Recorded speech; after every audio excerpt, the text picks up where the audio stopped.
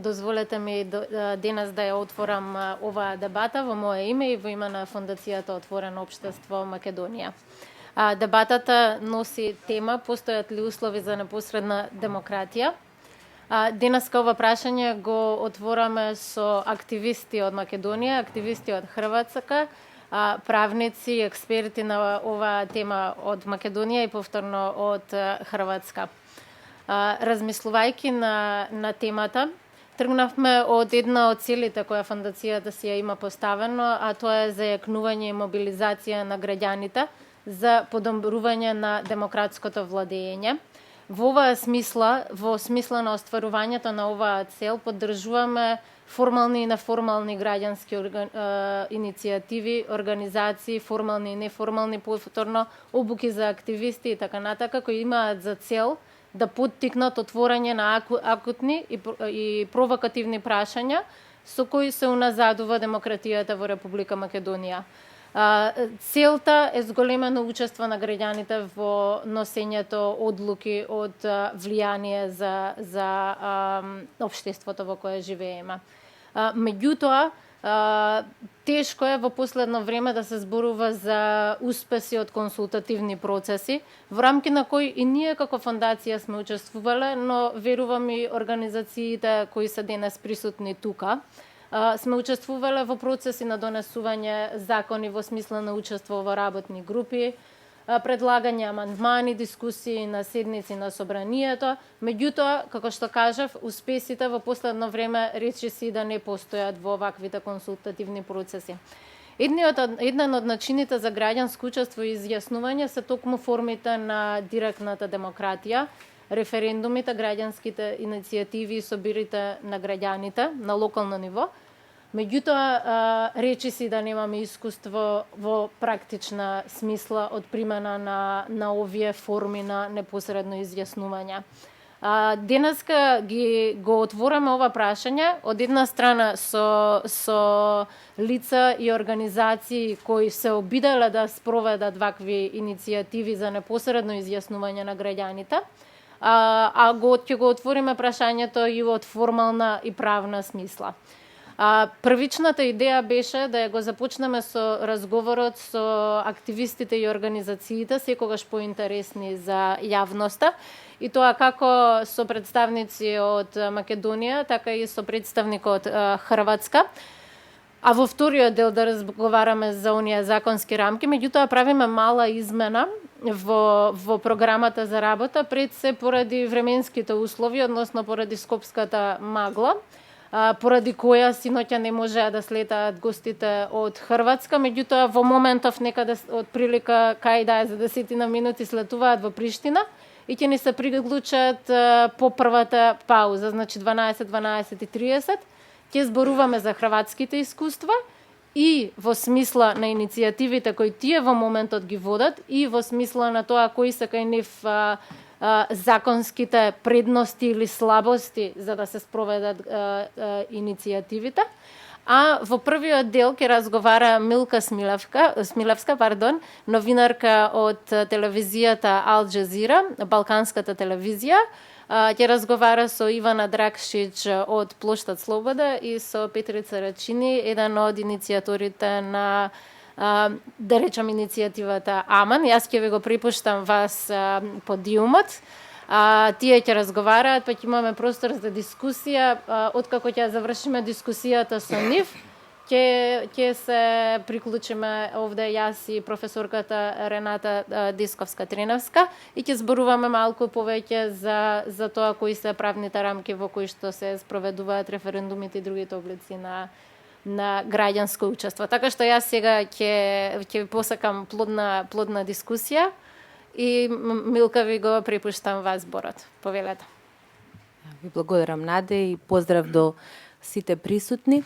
Па на почетокот јас би сакала да подсетам дека во плурална Македонија ние сме сведоци само на една референдумска иницијатива која дошла, да кажам, до крајот 2004 кога се донесе законот за територијална организација, беше покрената една референдумска иницијатива која беше успешна во смисла што се собраа 150.000 потписи и се спроведе тој референдум, иако тој референдум со својата идеја, значи да не се спроведе овој закон за територијална организација, не беше успешен затоа што на него не излегоа 51% од запишаните гласачи.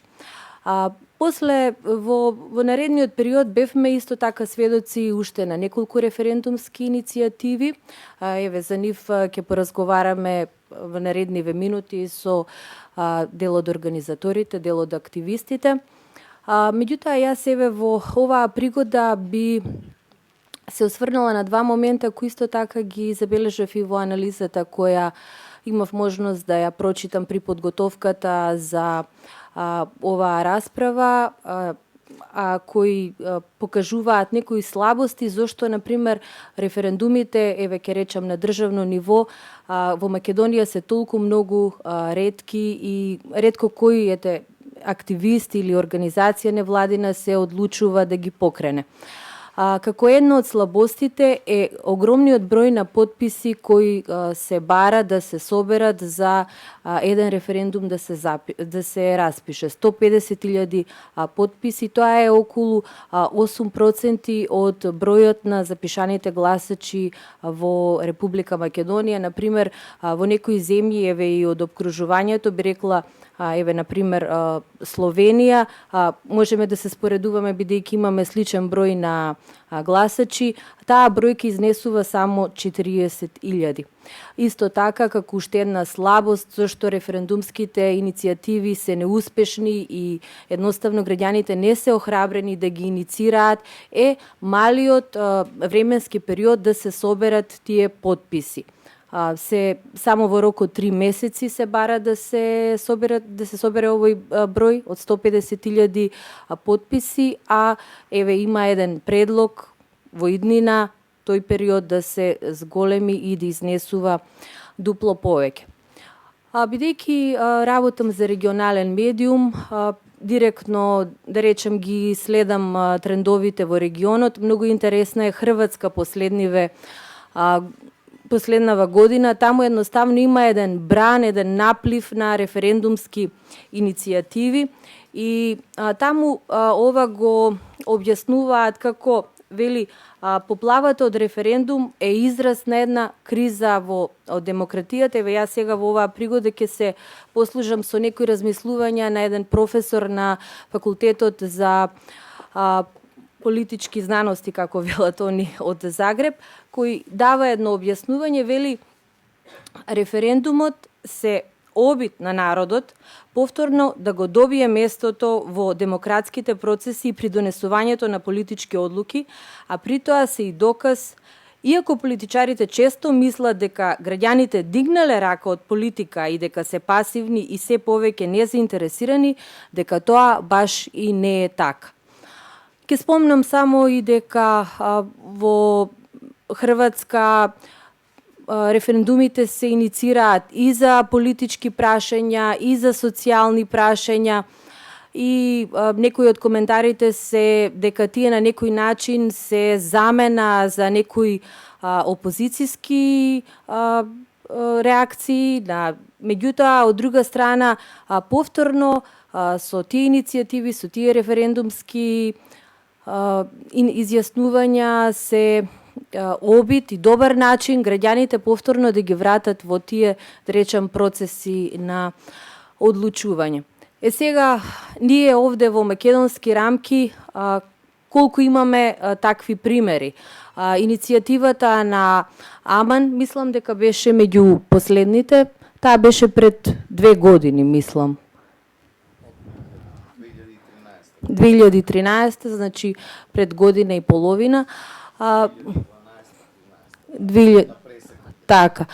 Меѓутоа, еве, пред да се бавиме со оваа иницијатива која се однесуваше на референдум еден кој требаше да се иницира на државно ниво, да поразговараме со Ивана Драгшиќ.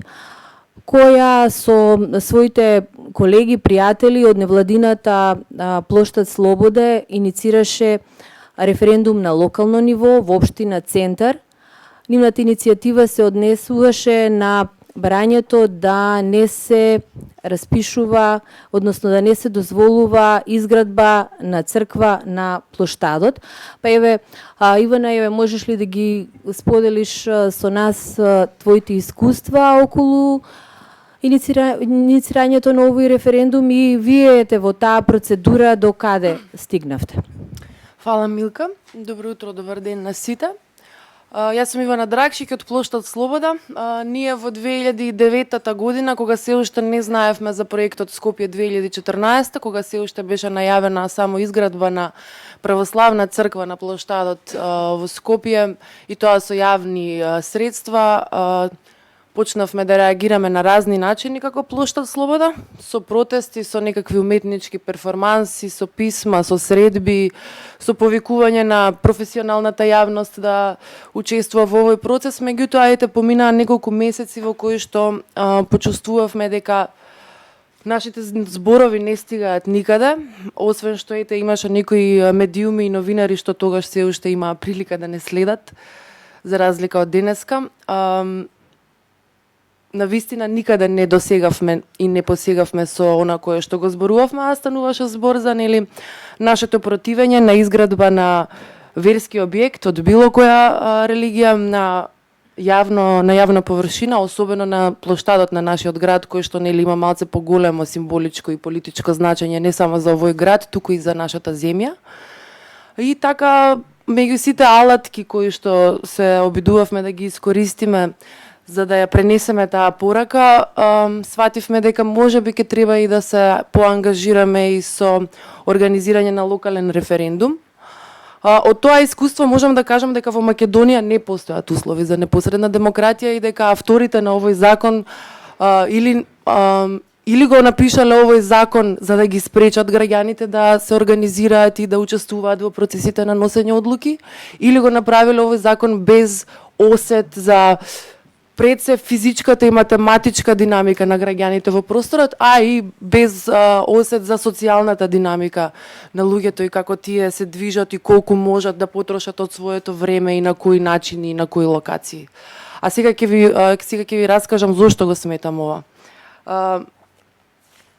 Еден од начините на кои што го отпочнавме овој процес, секако можеби наивно од наша страна, беше со собирање потписи во јавен простор, значи на плоштад, кај ГТЦ, на улица Македонија и така натаму.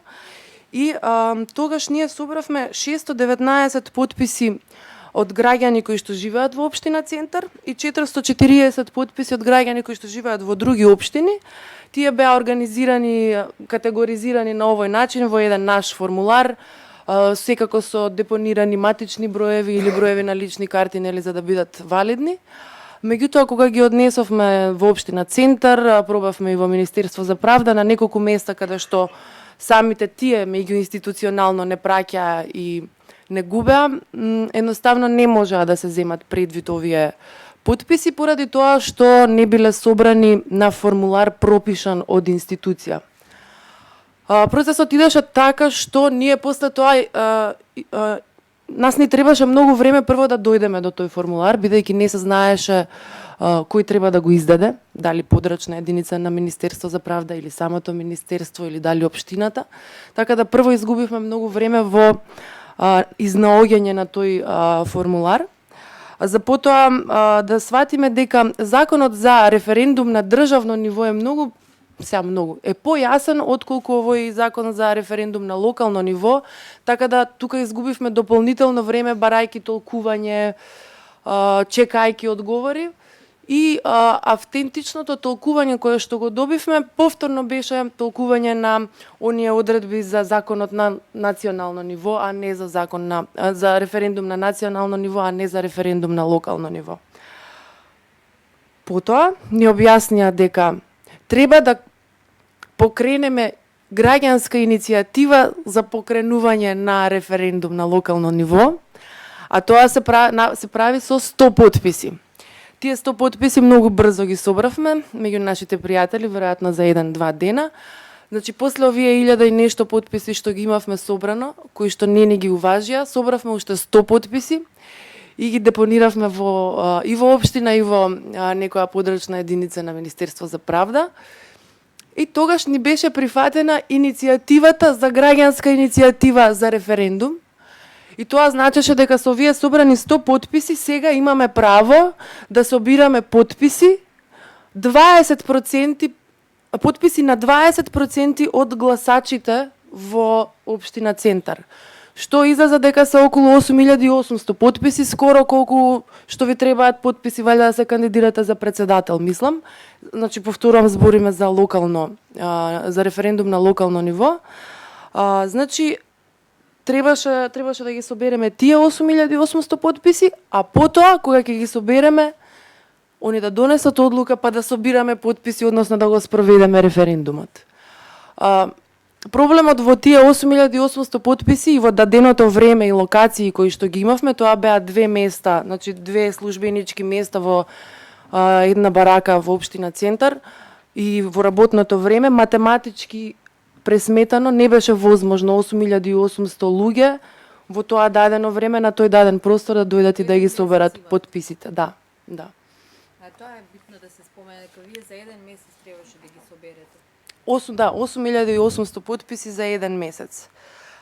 Така да, ние поминавме и требаше да поминеме низ некои 3-4 круга на собирање потписи, значи да ги тераме граѓаните да излагаат, да ги споделуваат своите приватни информации, повторно тоа да го прават, за на крај можеби да имаме референдум на локално ниво, што во праксата се покажува како повозможно од некој референдум на национално ниво.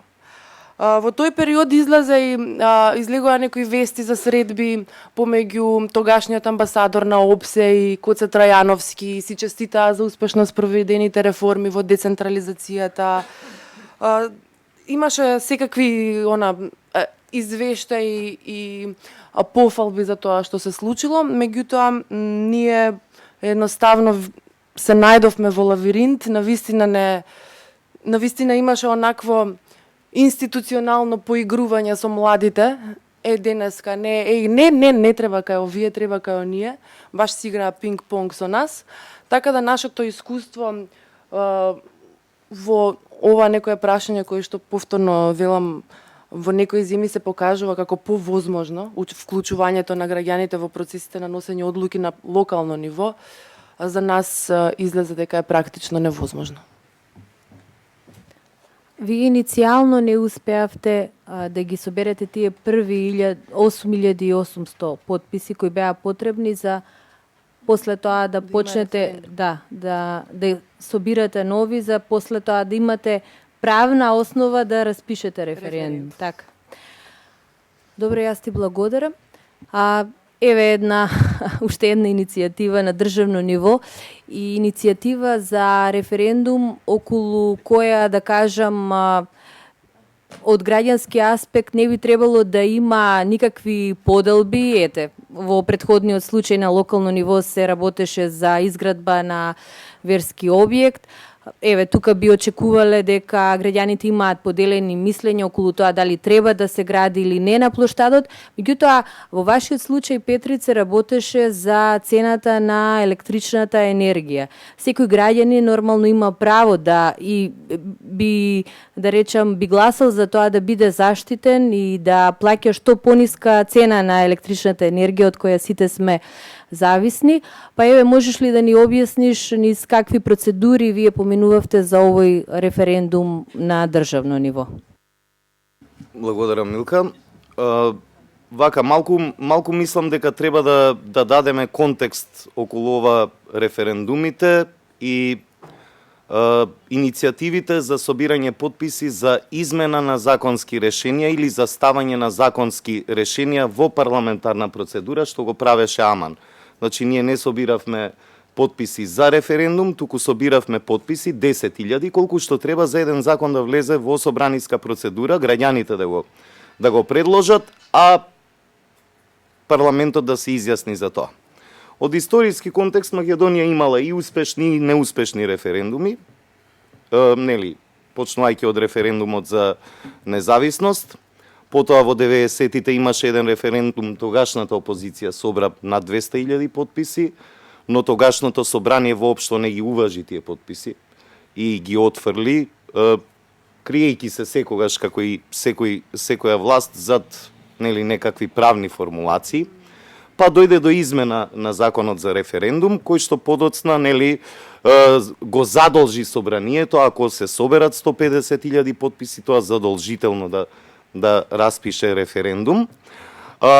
Освен нашата иницијатива на Аман, која 13.169 потписи сепак влезе во собранието, каде што нормално беше одбиена од парламентарното мнозинство, имаме уште еден закон кој што се уште се вртка низ собранието, тоа е законот за заштита на лица со хендикеп, кој што собра над 18-19.000 потписи чинам. Тоа е се уште во парламентарна процедура, колку што ја знам, и се уште не е стигнат да биде точка на дневен ред. Што се однесува до локалните референдуми, тие, колку што јас знам, колку што ми е познато правото, тие имаат консултативна улога во Македонија. Имаше такви референдуми кои што се спроведуваа пред да се спроведе тој референдум за територијалната поделба по неколку повеќе општини низ Македонија. Значи, веројатно треба да се направи нешто за тие референдуми да не бидат само консултативни, туку да имаат и некаква обврзувачка форма за локалните власти, бидејќи сега без оглед и да собереа плоштад Слобода, да ги собереа потребните потписи, тоа нема да значеше ништо всушност. Во тогашното толкување не беше така.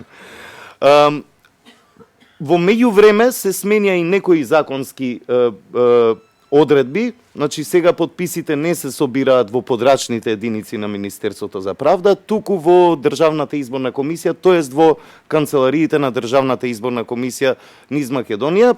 Тој пат таа процедура ја тргна Аман, сакајќи да го вратиме законското решение да има дневна ефтина тарифа за струја и да се врати цената таму каде што беше претходно.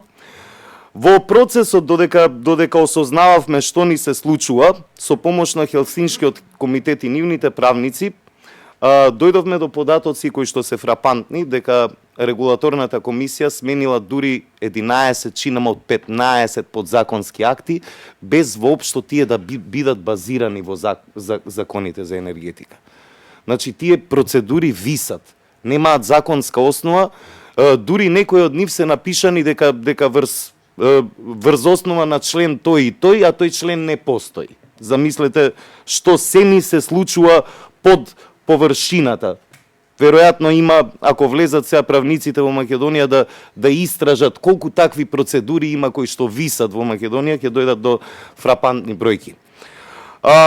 Имавме и обструкции, го тргнавме патот 100 потписи до собрание, собранието рече дека е валидна оваа иницијатива, дека не се коси со некои други законски или уставни одредби, и потоа дојде таа иницијатива, требаше владата, тоест премиерот, да го задолжи ДИК да ја спроведе таа иницијатива. Чинам дека чекавме некој месец и нешто така. Значи, и таму има еден простор, оставено е дискреционо право на премиерот, мислам дека може да одлучи дали сега, дали за 10 дена, за месец, за 2, значи има време да колку сака да чека пред да го задолжи ДИК. Ние направивме, а времето тече, тие 3 месеци течат, да. Ние направивме јавен притисок од сите страни кои што, тие малку медиуми кои што беа заинтересирани за таква иницијатива, тој притисок вака или така вроди со плод. Премиерот го задолжи ДИК да се собираат потписи и ние без оглед на медиумската блокада, без оглед на општествено-политичката состојба, собравме 13.169 потписи. Значи, и над тоа што беше потребно, законот влезе во јавна расправа, сите се сеќаваат на тој ден кога се дебатираше за предлог законот на Аман во собранието, се сеќаваат на начинот на кој што дискутираа пратениците на мнозинството, кои што со луѓе кои што ниту се, нели, изверзирани во водење политика и така натаму, граѓани кои што искрено настапуваат таму, беа етикетирани, беа, нели, плукани, навредувани, ставани во политички контексти, во партиски контексти и така натаму. Нормално, иницијативата беше одбиена со гласање на владеачкото мнозинство, но сепак докажа дека граѓаните можат да се сплотат и да соберат потписи за да внесат една законска иницијатива во собранието. Што ни недостасува за да почне ова да профункционира, да функционира всушност? Веројатно ни недостасува малку полесни законски процедури. Ти спомна дека тоа што, нели, на англиски се вика threshold или праг на собирање на потписи треба да стане понизок. Веројатно ни треба малку тоа што главно недостига во Македонија, не само околу оваа работа, туку околу многу работи, е политичка воља. Значи, без оглед на тоа што ќе го направат граѓаните, ако политичките елити дејствуваат така како што дејствуваат во овие 20 години, особено во овие 8-9 години, значи ништо ново нема да се случи. Би упатил на примерите не само во Соединетите Американски држави, во Швајцарија и во други држави каде што со изборните циклуси се врзуваат многу референдуми. Тоа државата сама ги иницира, гледајќи што е битно за граѓаните, кои дилеми се дискутираат во општеството, па заедно со изборниот лист, каде што заокружувате кандидати, ќе добиете и листа на референдумски прашања 1, 2, 3, 5, 10, каде што граѓаните за важни работи, каде што ќе се трошат нивните пари или ќе се влијае на нивниот живот, носат директни одлуки. Веројатно, кога ќе се сменат политичките услови во Македонија, кога ќе добиеме некои одговорни политички елити, а зашто сепак треба ние, како граѓани, да се сплотиме и да притиснеме, треба да работиме во таа насока, директната демократија да биде институционализирана, да биде дел од политичката култура, нашите изборни циклуси да бидат врзувани со референдуми, без оглед дали се на локално или на централно ниво, консултативниот карактер на референдумите на локално ниво да прерасне во обврзувачки карактер, но треба да внимаваме дека сепак околу референдумите треба да изнајдеме форма како референдумите да не се распишуваат за прашања кои што тангираат директно човекови права запишани во меѓународните конвенции и во Уставот на Република Македонија. Го имаме примерот на Хрватска, референдумот за бракот помеѓу мажот и жената, и тоа ни покажа дека референдумот и директната демократија може да биде мач со двеоштрици и треба да се најде начин како со референдумот, доколку го распишат луѓе кои што со тој референдум сака некому да загрозат човечко право, да се најде некаква форма како тоа да не се случува. Ете тоа. А еве само да споменам дека овој референдум во Хрватска околу дефинирањето на бракот како заедница меѓу маж и жена е успешен референдум, значи тој помина. Меѓутоа ние па имаме ситуација кај нас во тек е една процедура за промена на уставот, каде што кај нас во македонскиот устав треба да стои дека бракот е заедница меѓу мажот и жената, па и ние сме на добар пат да оваа дефиниција да ја востановиме во највисокиот законски акт на Македонија. Во ред, јас еве кога разговараше, кога зборуваше Петрит за вашава граѓанска иницијатива, затоа што претпоставувам дека и вие како иницијатори бевте свесни за распоредот на силите во парламентот. Сакам да те прашам, еве ми се наметнува прашањето, зошто вие не се обидовте да соберете 150.000 потписи и да одите на можноста да распишете референдум на кој би се изјасниле сите граѓани околу ова прашање? Милка, со оглед на политичката состојба, мислам илузија е да се помисли дека едно граѓанско движење без политичката сила што ја имаат политичките партии, без отворена медиумска сцена, каде што би можеле да излезат на екран или да дадат некој интервју за значајни или не значајни, туку за медиуми кои што допираат до сега до повеќе граѓани, за да може граѓаните да разберат кои се овие луѓе и зошто собираат потписи. Во таков контекст, можеби и ќе се охрабревме да преземеме таков чекор.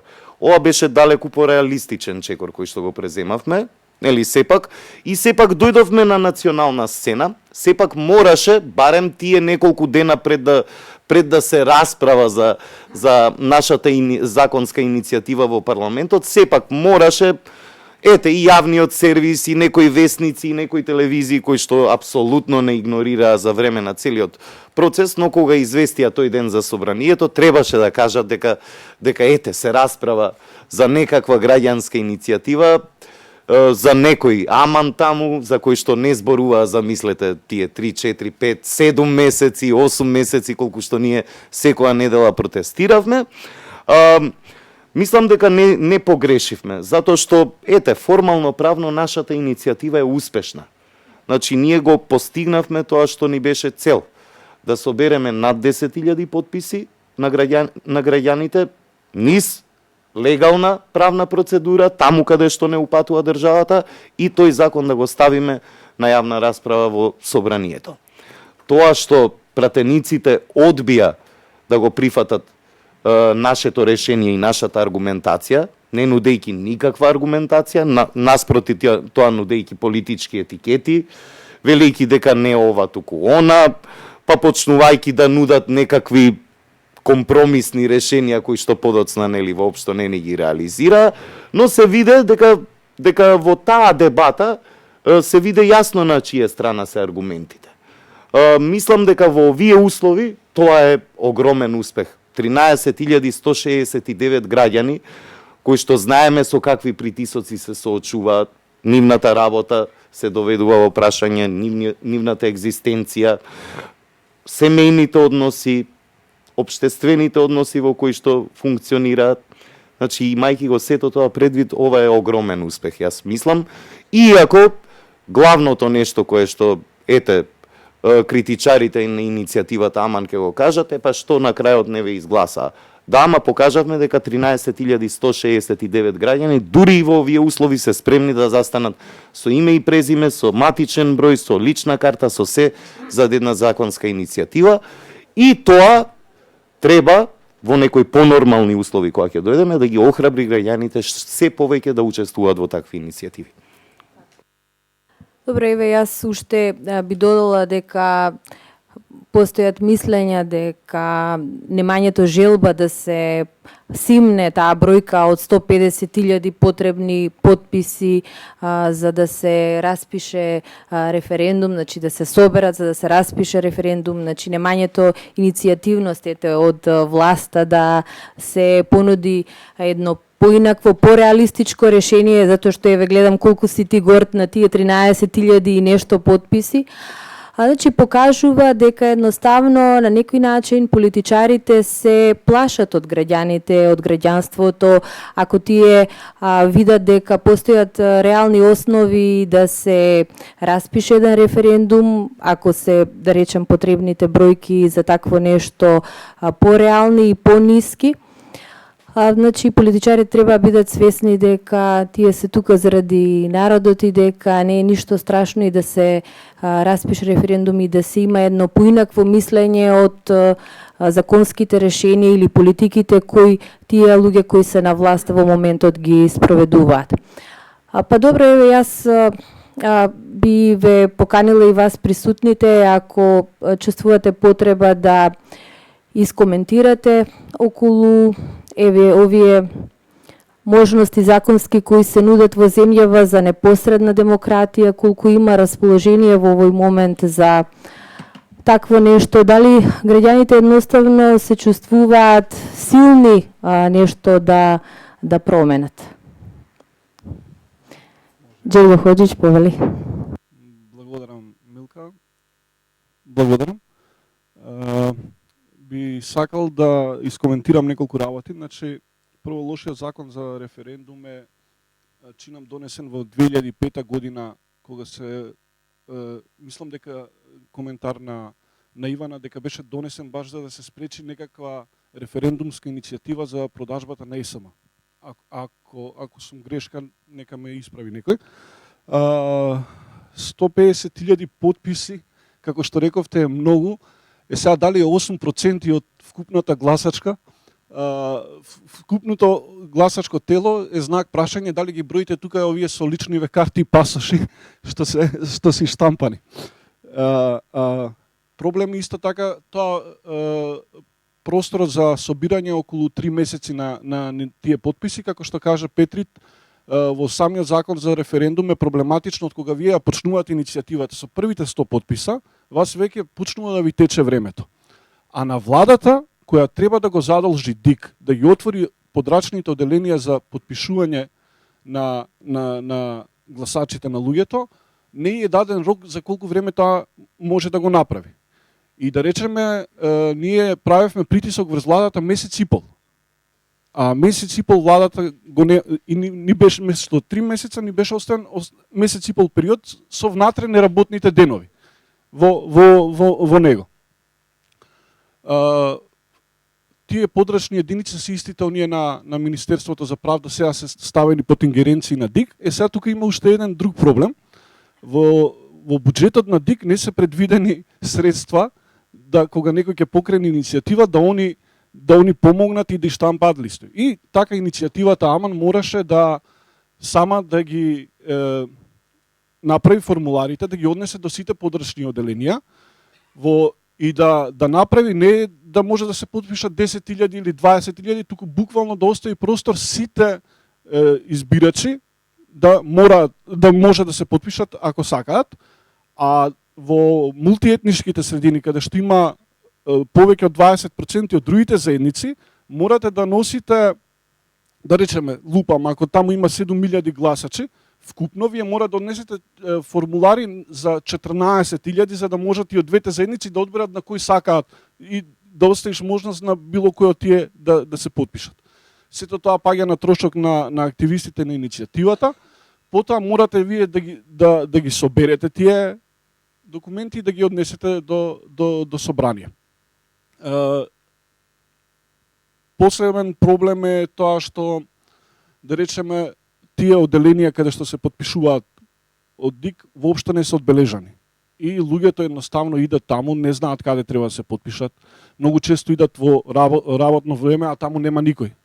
Значи имавме луѓе кои ни се жалат и велат ја отидов да се потпишам каде што не упативте вие, не е јасно одбележано, но таму нема никој. Едноставно работниците во своето работно време не си ја извршувале работната задача. Целиот овој контекст, целата оваа приказна покажува дека законот за референдум е многу лош. Дури ја мислам дека и на национално ниво не е обврзувачки, не сум сигурен. Обврзувачки? Так. Значи, воопшто целиот закон за референдум е многу лош и очигледно дека ќе треба, ако сакаме повеќе услови за непосредна демократија, да има нов. Благодарам.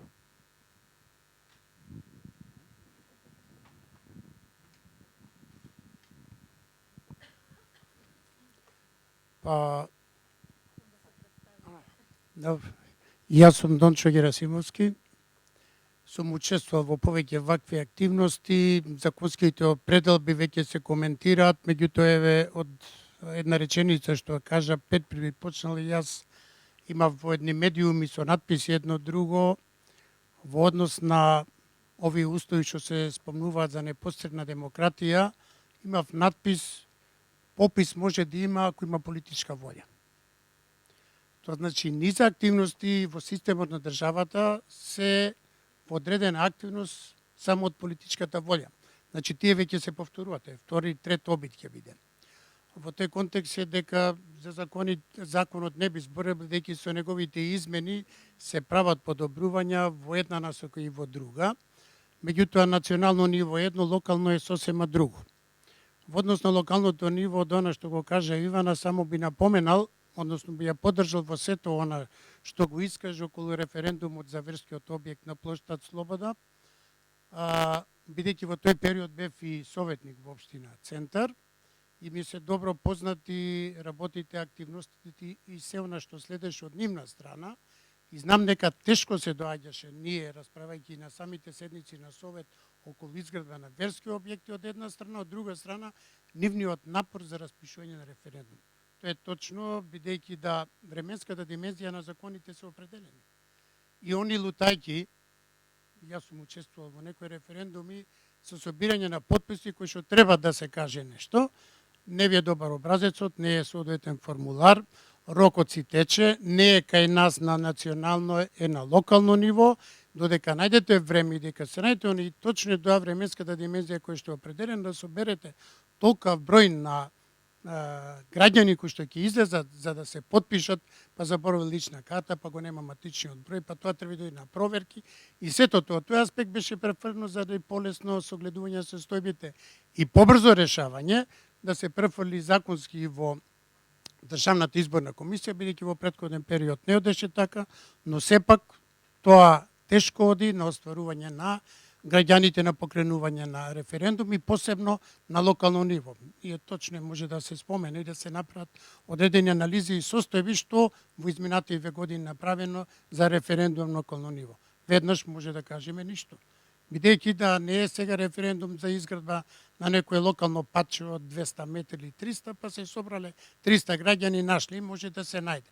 Но на крајот е пак законската регулатива со измените, роковите внатре, од тука попречувањето на граѓаните, изминувањето на сите рокови е до отежнувањето самата појава. На крајот пак велам, значи политичката волја е постојано во прашање од државно на локално ниво кое што може да биде. Благодарам.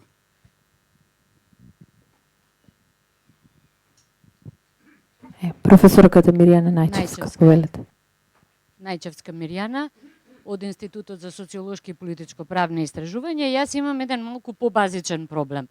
Имено уште Наде кога почна да зборуваше за идејата за подобрување на демократијата, за зголемување на влијанието на граѓаните, ама јас мислам дека ние треба да зборуваме за воспоставување на демократија и воопшто за иницирање на било какво влијание на граѓаните.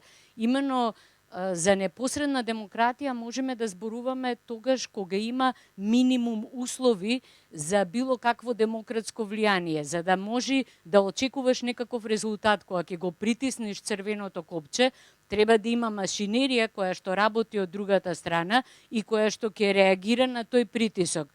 Во моментот јас не гледам таква машинерија и се чувствувам некако малку неудобно воопшто да зборувам за темата. Тоа е исто како да ме прашаат дали ако фрлиш 10 семиња на асфалт или 1000 семиња на асфалт, ќе ти израсне трева. И 10.000 и 100.000 семиња ако ги фрлам на асфалтот, нема да ми израсне трева, заради тоа што ги немам основните елементарни услови за да може јас воопшто да очекувам некакво делување на граѓаните. Значи, да, непосредна демократија, меѓутоа, непосредна демократија според мене на еден сосема друг колосек веќе треба да ја сватиме. Непосредна демократија на ниво на иницијатива за многу покорените промени, а не влегување во она што представува расправа за закони и законски иницијативи кои што ги носи оваа власт. Може би сум малку песимистички расположена, меѓутоа дефинитивно сметам дека во моментот референдумите и обидите за влијание на граѓаните всушност само и даваат легитимитет на власта за она што го прави, односно ние влегуваме во расправа како да постојат навистина реални законски иницијативи, каде што станува збор само за можни модалитети, за можни измени, за можни алтернативи, амандмани и слично. Така што малку сум така во дилема и за самата расправа. Фала. Би сакал ова да го прокоментирам, апсолутно се согласувам со тоа што го истакнува професор Најчевска, дека моментално, вие ако го погледнете Уставот на Република Македонија, таму во првите 10 члена, ќе видите член 2, нели, ќе видите јасно кој е носител на суверенитетот во оваа држава. Тоа е граѓанинот кој што се здружил, нели, и потоа му го делегира тој суверенитет на избраниот представник во телата кои што ги представуваат граѓаните, а не политичките партии. Многу јасно треба тоа да го нагласиме. Политичките партии никаде не се спомнати ниту во законот, ниту во било кој друго правен акт на Македонија како носители на суверенитетот. Што ни се случува во реалноста? Политичките партии го киднапираат суверенитетот на државата, им велат на граѓаните, вие не треба да се бавите со политика, ние сме тие што треба да се бавиме со политика. Ние моментално не живееме, и тука е потполно во право професор Најчевска, ние не живееме во демократска држава, демоскратија, владење на народот, на граѓаните. Ние живееме во држава партократија, каде што владеат партиите, кои што го киднапираат суверенитетот. Мораме да дојдеме до ситуација во моментот кога ќе се менува оваа власт, ќе се менува оваа политичка конјунктура, граѓаните мора да притиснат и да си го повратат тој суверенитет. Мора политичкото да го вратиме кај граѓаните. Мора политиката да ја вратиме кај граѓаните. Граѓанинот нужно мора да се бави со политика, затоа што тој е носител на суверенитетот во државата и не му припаѓаат тие одлуки. Не може да ни кажат дека не треба да се бавиме со политика, а што правиме секој 4 години? Фрламе некакви лифт, не е тоа бавење со политика. Или само тогаш, или на 2, или на 1, или на веќе не знаеме, нели имаме предвремени избори. Значи тогаш можеме да се бавиме со политика, колку да ги излегитимираме нивните политики, а целиот друг период ние не треба да се бавиме со политика, затоа што ако се бавиме со политика, веднаш добиваме етикета партиска. Ово е со тој, ово е со тој. Извинете, но партиите не се носители на суверенитетот, не се носители на политиката, граѓанинот.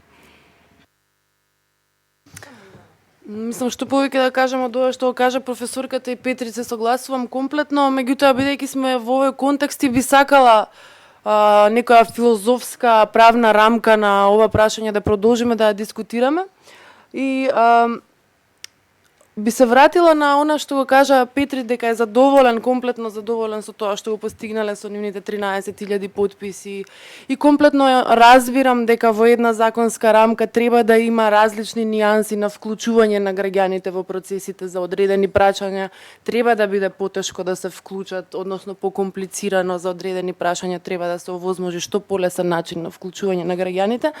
Меѓутоа би сакала тука да нафрлам не, може би прашања, може би теми, меѓутоа нашата цел, нашата идеја во вакви иницијативи, особено од аспект на 2009 година, се уште мислевме дека се уште не бевме свесни колку длабоко одиме, така да уште имавме тогаш надежи.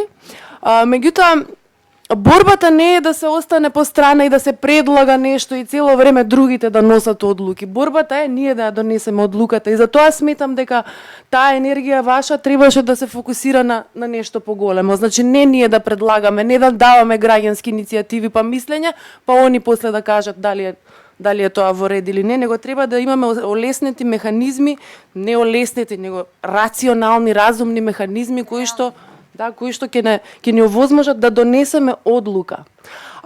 Друго ми е она што се надевам дека можеби подоцна во наредниот круг ќе го продискутирате и би сакала да го разберам исто од овој некој правно рационален аспект, а тоа е зошто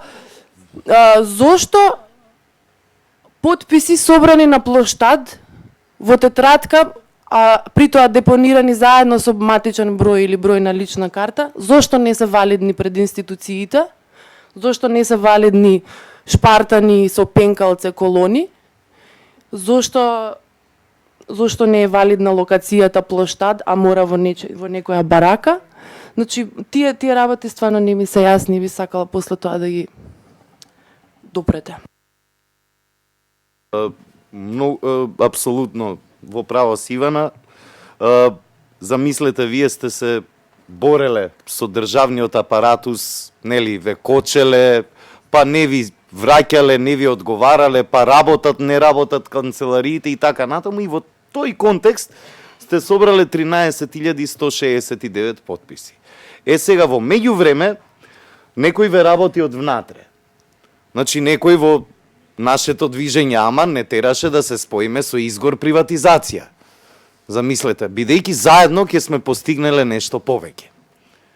Или за време на еден по првиот или вториот марш, мислам, кај што имавме некаде 1500 луѓе на улица, доаѓаат идеи од регулаторна, значи од кај Стоилко, да терате луѓе стари, возрастни, да се марширало до МТВ, за да сме се бунеле против тоа што МТВ не известува за нас. Следниот протест, ние веќе ги немавме тие стари изнемоштени луѓе кои што дојдаа на вистина затоа што немаат пари да ги платат сметките. И во тој контекст, кога гледате дека некој ве работи од внатре и од надвор, кога гледате дека веќе со гласањето во собранието на граѓаните име тотално скршена мотивацијата, гледаат дека без оглед што и да направат, овие се имаат еднонасочно дејствување. Еве гледаме што се случува со студентските протести. Така, значи има 2000, има плукачка харанга, па после таа гледаме дека за среќа веќе не резултира со намалување на бројката на тие што се бунат, туку напротив предизвикува уште поголема бројка. И на тоа што е одговорот? Гласање на предлог закон во владата во викенд, демек ајде, мислам луѓето се уште дека живеат во оној свет дека сега низ такви техникали ќе може да го работат народот. Не врви веќе таа приказна.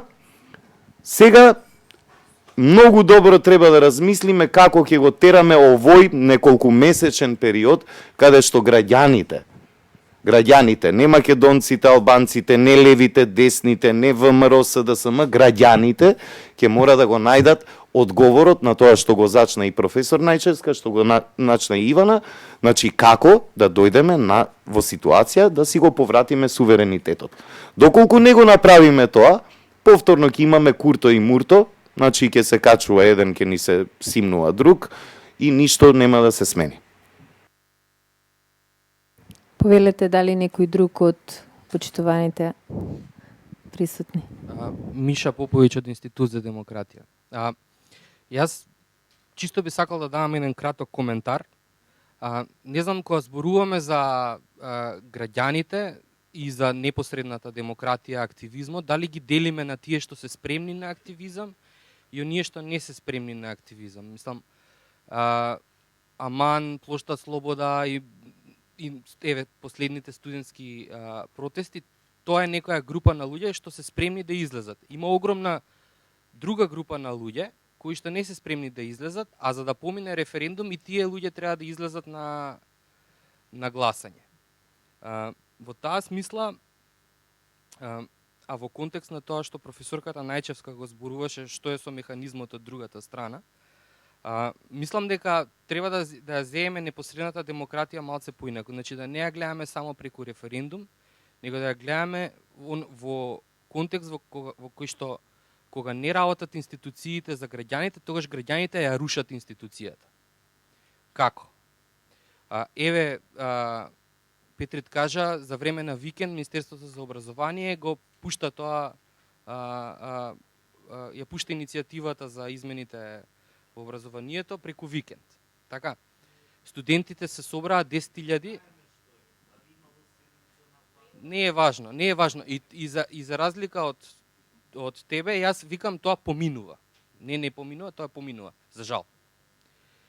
10.000 луѓе во средата, кога беше, однесоа едно барање до владата.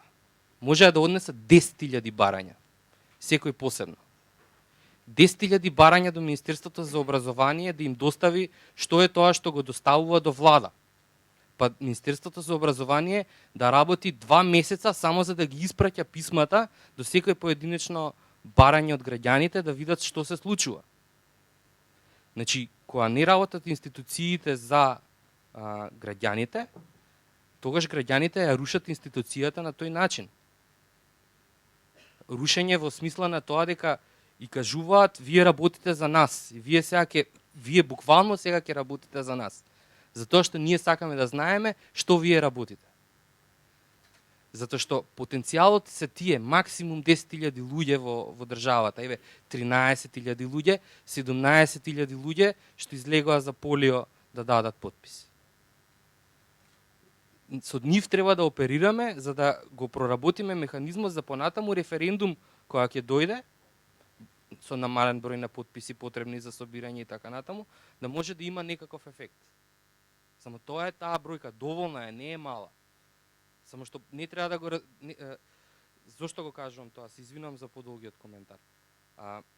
Имам приметено во различни активистички иницијативи дека сите сакаат само еден глас, унисоно. Значи, кога беа протестите за полициска бруталност, сакавме да однесеме писма до пратениците, ние сакавме сите да се подпишеме позади едно писмо, наместо сите да пратиме посебно писмо до пратениците. Тоа ми е некако обесхрабрувачки дека сите сакаме да ја федерализираме иницијативата, не да федерализираме одговорност за секој да истрпи помалце притисок, него ние ја федерализираме иницијативата.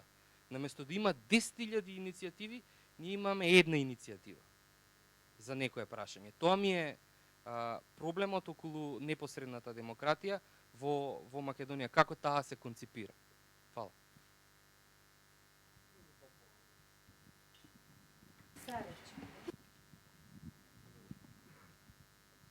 Едно од прашањата која остана малце на маргините, чини ми се, а го допреа и Петрит и професорката Најчевска, а тоа е, мислам, еден од многу битните услови кои што можат да помогнат во и создавање уствари на подобри услови за непосредна демократија, тоа е транспарентност.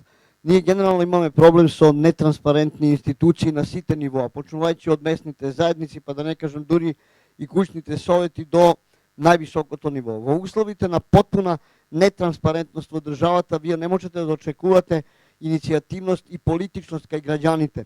Благодарение на таа затвореност на институциите на сите нивоа, од местните заедници до владата и државните институции, ние имаме ситуација да во последните години граѓаните стануваат все помалку политични, односно стануваат аполитични, а расте партократската држава каде партијата ги има уплетено своите конци на сите нивоа. Значи, кажам едно искуство од еден проект кој што ние го водевме, а јас го работев на терена, тоа беше транспарентност на единици на локална самоуправа, каде граѓаните на првото прашање дали нивната општина е транспарентна, генерално одговарат да. На прашањето кога после тоа ќе им поставите прашање дали знаат каков е буџет на општина, 99% одговарат не, или дали може да влијат на трошењето на парите на граѓаните, викаат дека не може да влијат. Зошто? Затоа што од единиците на локална самоуправа до сите други нивоа се работи потпуно нетранспарентно и граѓаните често и не знаат уствари за што се работи, на што би можеле да интервенират. Таа нетранспарентност слегува до толку ниско ниво да вие имате ситуација да практично местните заедници кои што би требале да бидат на основна клетка каде што треба да почнат да се развиваат некои демократските процеси меѓу граѓаните и на демократски начин да се ги решаваат своите проблеми, имате ситуација да местните заедници се всушност последните години продолжена рака на политичките партии. Значи, мора прво самите граѓани да се изборат за повисоката транспарентност на сите нивоа на државата како еден од условите за развој на непосредна демократија. Благодарам. Би сакала да довршам, да докоментирам ова што го начна и Миша и Писарев, а тоа е таа подготвеност или неиницијативност или неподготвеност на граѓаните да излезат. Ние во 2009 година, кога ја почнавме оваа иницијатива за локален референдум, бевме комплетно информирани околу подготвеноста на граѓаните на општина Центар, поради тоа што за среќа имавме некаква поддршка и спроведовме 4-5 анкети на испитување на јавното мислење и околу ставот околу градење на верски објект на јавна површина и околу ставот дали би излегле на референдум, така да тргнавме комплетно подготвени и свесни за бројките. Тоа е една работа, а втора работа овој предлог за некаков хакерски пристап кон институциите кои што се нереспонзивни при нашите иницијативи и тоа сме го пробале. Не знам колку одговара на твојата сугестија нашето искуство, меѓутоа Плошта Слобода поднесе преку 100 барања за пристап до информација од јавен карактер до општина Центар во еден момент и поминати се година и нешто од тогаш, нити сме блокирале нешто, нити сме добиле некаков одговор. Така да ова што го спомна и Петрит и ти повторно се доведува во прашање, не знам како да ти кажам. Првата работа која што системот оваков каков што е сака да ја направи со граѓаните или со граѓанските иницијативи е да ве воведе во правните каламбури. Значи да ве воведе во лавиринтот и таму да ве шета, да ве губи,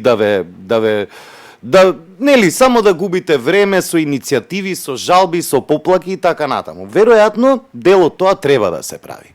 Апропо ова што го кажа Ивана, веројатно интервенцијата има комисија за слободен пристап кај што можеш да се жалиш. Еве вчера читав од колешките од Медиапедија. Вчера читав. Значи дека побарале од соодветните институции да им кажат колку пари се потрошени за конкретна кампања. Прво не добиваат одговор, упатуваат жалба до Комисијата за слободен пристап, комисијата му наложува на соодветното тело да ја ги даде тие информации, каков е одговорот, добивате цитирање на законските одредби, на 3/4 од писмото, и после ви кажуваат дека на филјан веб страна се објавени податоците за кампањите. Одите на веб страната, ќе видите општи податоци без пари, конкретни пари за конкретна кампања. Повторно се жалат колешките до Комисијата за слободен пристап, повторно комисијата ќе упати до надлежното тело и одговор нема. Џабе миша за некои работи, тоа е начинот на кој што киднаперот на нашиот суверенитет сака да не замори, тука да не вртка околу правните иницијативи, лавиринтите, да се троши времето, а за целото тоа време се издишува темата. Знаеме ние, железото се кове додека е жешко. Значи да пристапевме малку поинаку и за време на протестите за полициска бруталност, кога нели се кара демонстрантите меѓу себе дали треба ова или ова. Ја тогаш и сега инсистирам на и стратегија, не на или. Не ќе собираме потписи, а нема да правиме ова. Тука ќе го правиме и тоа.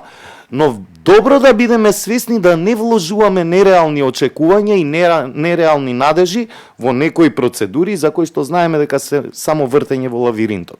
Океј, да ги предизвикаме, ама да не спиеме на тоа убаво. Тоа што на вистина го предизвикува лавиринтот е силниот притисок на улица.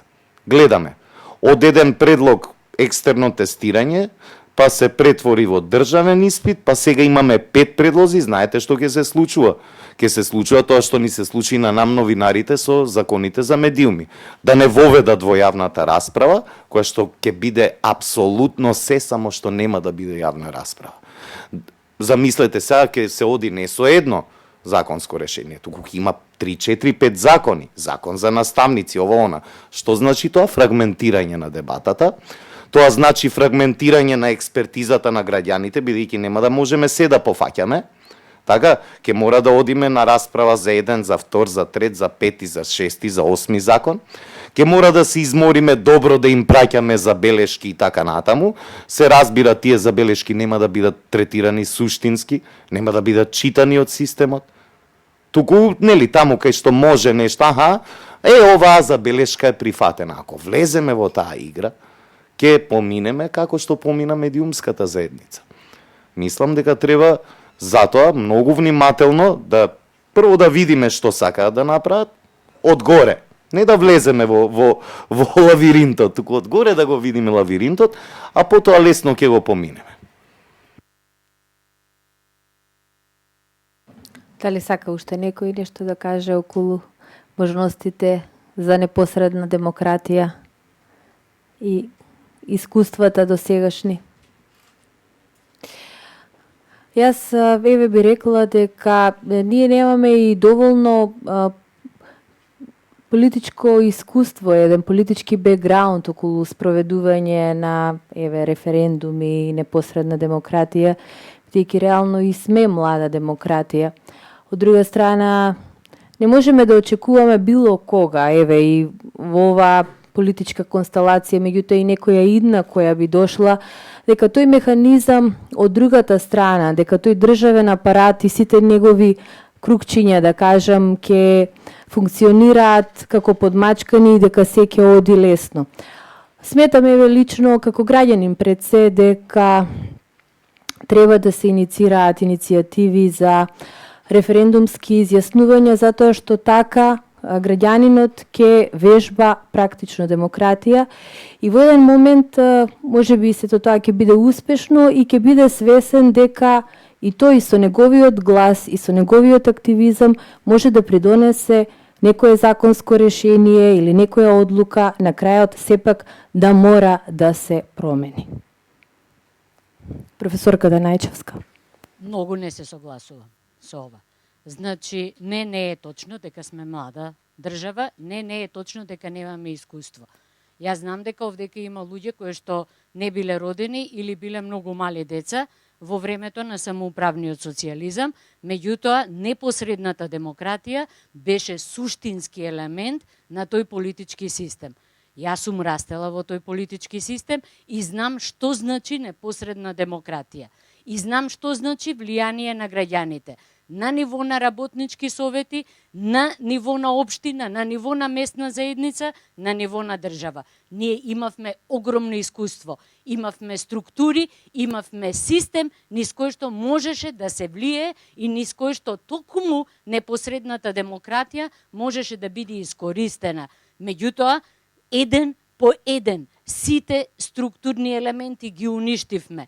И во моментов сега почнуваме не од нула, туку од минус. За разлика од нас, една Словенија, па јас се надевам дека и една Хрватска задржале елементи од претходниот систем кои што можат да бидат искористени во оваа денешна политичка констелација. И тоа им овозможува да одат напред.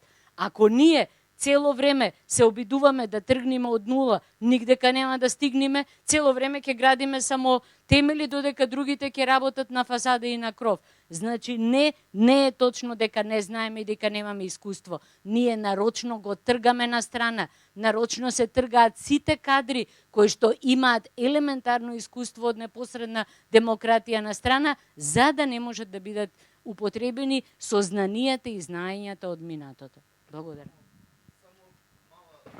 Ако се сеќавате, последниот референдум во тој самоуправен социјализам беше на граѓаните за Скопје за троли и трафи. Така имаше одеше една реклама.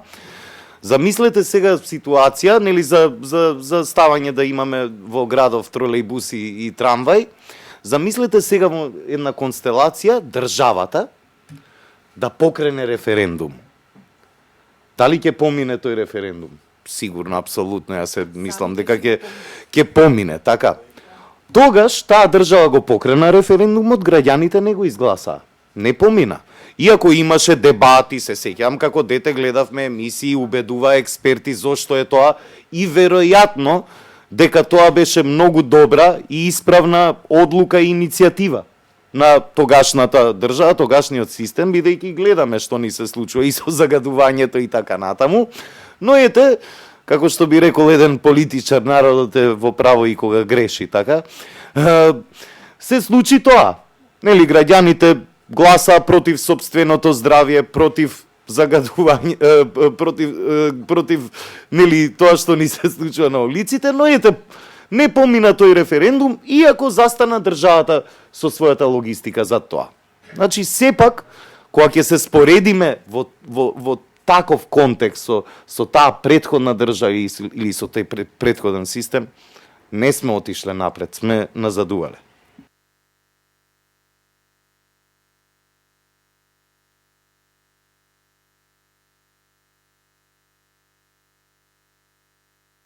Да ја заокружиме на ова ниво дебатата, па повелете.